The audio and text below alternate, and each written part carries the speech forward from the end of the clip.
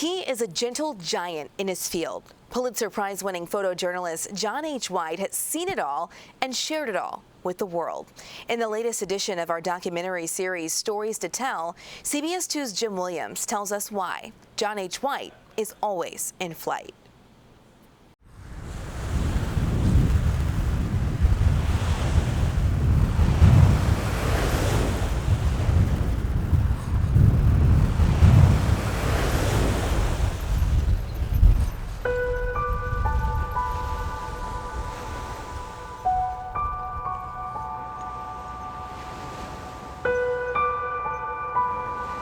You know, there's a picture in everything. It's like here, the patterns.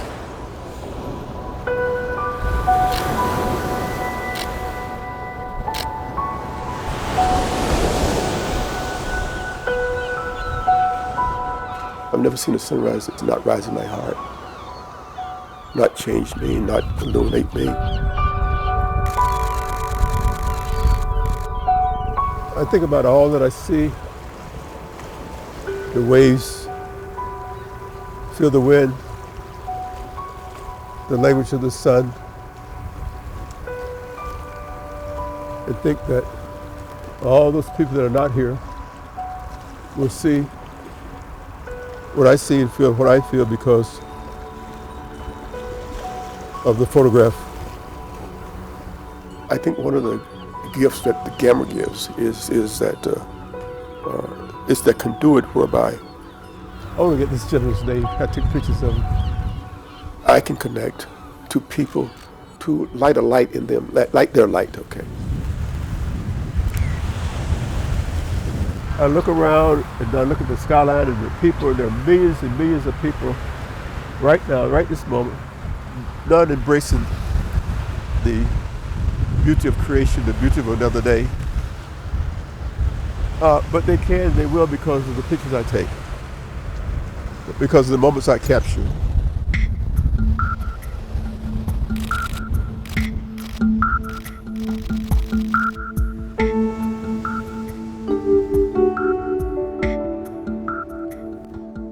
I grew up in Lexington, North Carolina. I'm the fourth of 6 children. And to see things that these eyes saw, that hurts now. I remember being in the store once to buy some things, some milk and bread,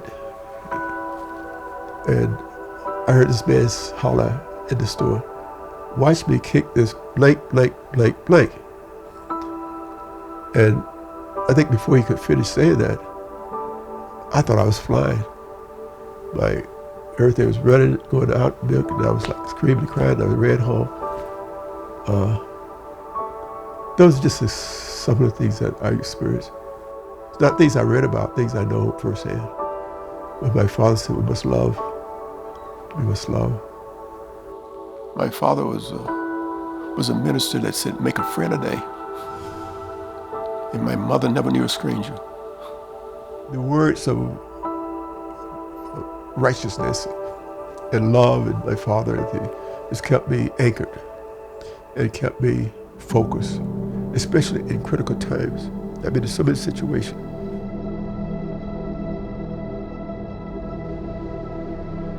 In 1969, I was waiting for a bus on a Sunday morning, I think it was. This car stopped, and this man's looking, and it was an old, beautiful black man, you know, face and beard. And he said, stopped in the traffic. He said, that's your son, that's your son. I know that's you, you're the picture-taking man. And I looked. He said, yeah. Yeah, he said, you're the picture-taking man. I was in the car, bump, bump, bump, you know. And he said, keep on taking the picture, because you're going to always be the picture. You know, I waved, you know. He said, but keep on taking. I said, you know, I want to be God's picture-taking man.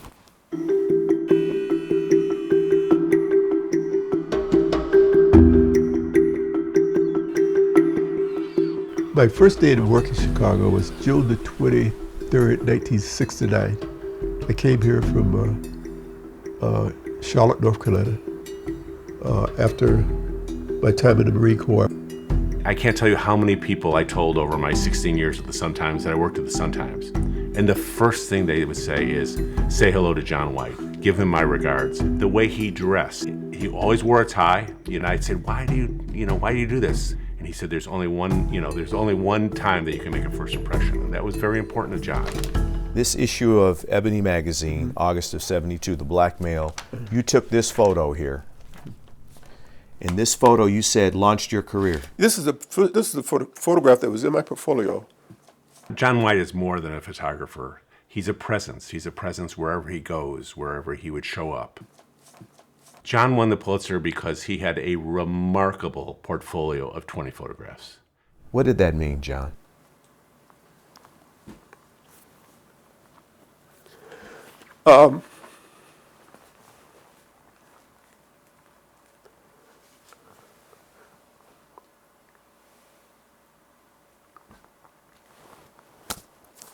Okay.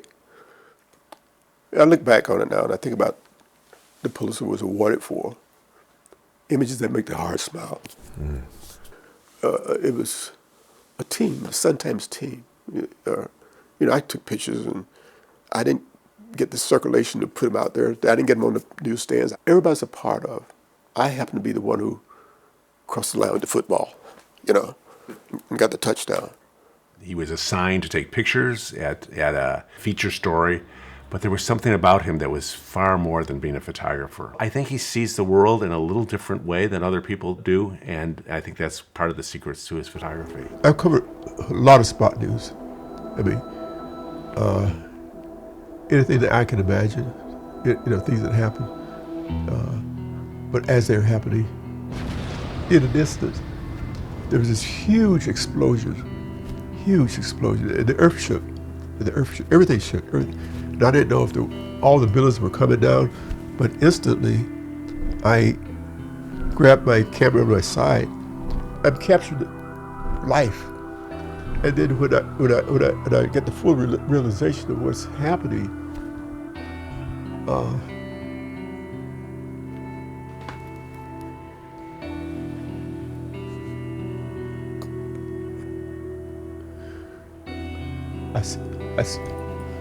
I see all these people running.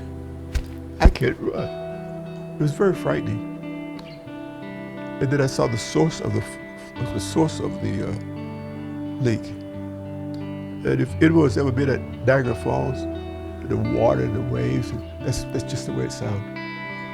What's interesting about your body of work, John, as a daily news photographer, is that you've got the images of Muhammad Ali. What made Muhammad Ali so great in your mind? The humanity. I mean, he was more than a boxer. He was a good soul, good person. He loved people, didn't he? He loved people. He loved life. The pictures of my friends, I mean, they speak to me. They have a language of their own. Yeah. And they're not just, it's not just an image on a piece of paper on a wall. No, these are timeless visual treasures for me. Yes. This picture of Nelson Mandela is intimate. It's an intimate photo.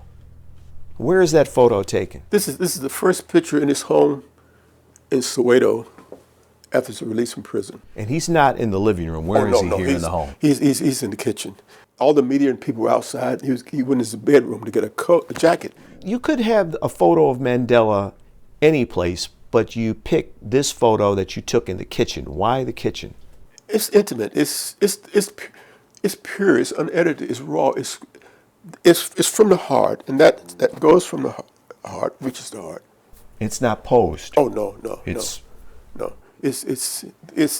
I think that's the thing about life and photography is that we capture these moments in time for time. It's a window that keeps life open forever. Mm-hmm.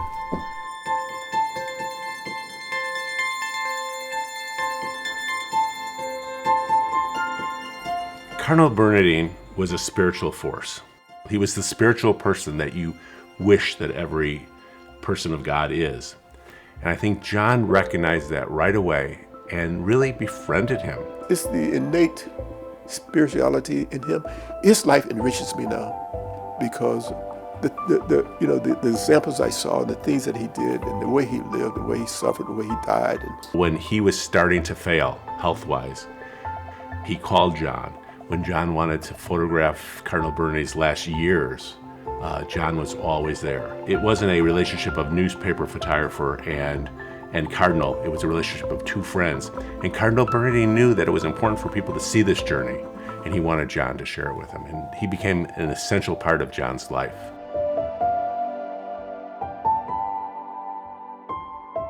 John was a celebrity.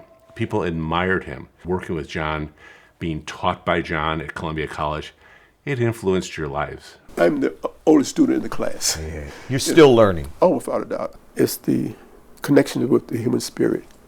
And that's one thing I try to get my students to remember. The most important thing is humanity. Humanity. In everyone. Exactly. I think a lot of students at Columbia came into his class sometimes because they had to. This was part of the photography sequence, and most of them wanted to be kind of fine art photographers and wanted to be big names in photography. And then they see John White, and he tells you about how you can see the world by being a photojournalist. I think that influenced a lot of photographers. A lot of people went on to become photographers. Though you were not raised here, it seems you're part of the fabric of Chicago, John. I mean, do you feel that way? My nest is here as an eagle. Right. My roots are there.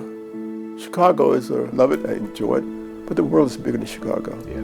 I don't forget my roots and my wings. I don't forget that. Every day was important to John. I think that's the importance of the sunrise pictures. He wanted every day was fresh and new, and you pulled up the slate and started over again, and even if you had a hard day the night before, it was the start of a new day. And the phrase "keep in flight" meant that you were going to really embrace that day, that you were going to look over the world like a bird, and this was your domain, and you were going to do the very best that you could, and you were going to keep in flight. I was just waiting for you to go by.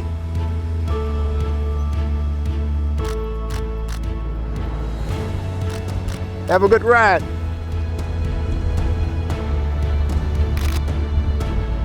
I'm shocked when I look back and think about how much I've done over nearly half a century. Absolutely. Every day. I have to stay in flight to finish my assignment in life. And I try to have this intimacy with the heartbeat of life, the spirit of life. And try to share that with others. Every day for 10 years, he's been coming out swimming. Every day for 10 years. Wow. The old timers, you look at the magazines and things, and they say, "How did you get that picture?" And they say, "F8 and be there." You have to be there.